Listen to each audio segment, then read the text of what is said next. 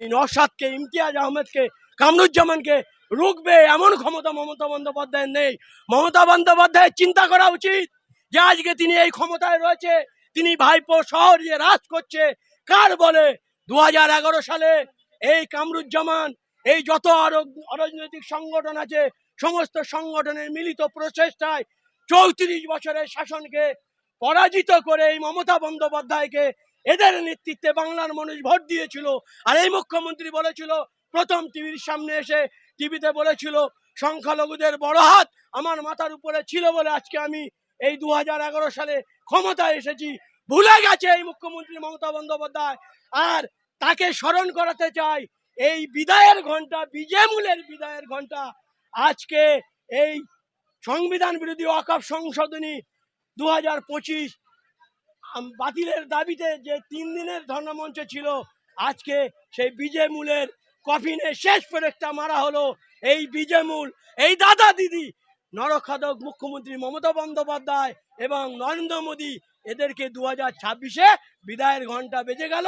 আজকে তার শেষ পেরেক পোতা হলো। কেউ রক্ষা করতে পারবে না। মমতা বন্দ্যোপাধ্যায়ের ক্ষমতা নেই এখানে টিকে থাকার। যারা এনেছিল তারাই আজকে 2026-এ বিদায় দেবে। আজকে এখানে কারা ছিল? সব এক একটা রূপকার ছিল। এই রূপকারের সঙ্গে এই মুখ্যমন্ত্রী মমতা বন্দ্যোপাধ্যায় গদ্দারি করেছে। সেই গদ্দারের জবাব পেয়ে যাবে মমতা বন্দ্যোপাধ্যায়। দিন গুনতে শুরু করো, তৃণমূল কংগ্রেসের ভাইয়েরা, দিন গুনতে শুরু করো।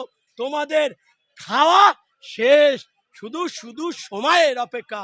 বাংলার মানুষ উৎসুক হয়ে বসে রয়েছে। তোমরা বোম বন্দুক গুলি দিয়ে ভোট করাবে, দেখি তোমাদের কত বোম বন্দুক গুলি আছে। এই বাংলার মানুষকে সঙ্গে নিয়ে এই বাংলার সাধারণ মানুষ রুখে দেবে প্রত্যেকটা বুথে বুথে। 2026-এ তাড়া করে সংবিধানকে সামনে নিয়ে মমতা বন্দ্যোপাধ্যায় সহ এই বিজেমূলকে বিদায় দেবে। বিজেপির বিরুদ্ধেই তো বলা হচ্ছে।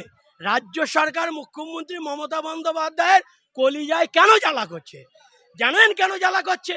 কারণ বিলটা তো ওয়াকফ বিল।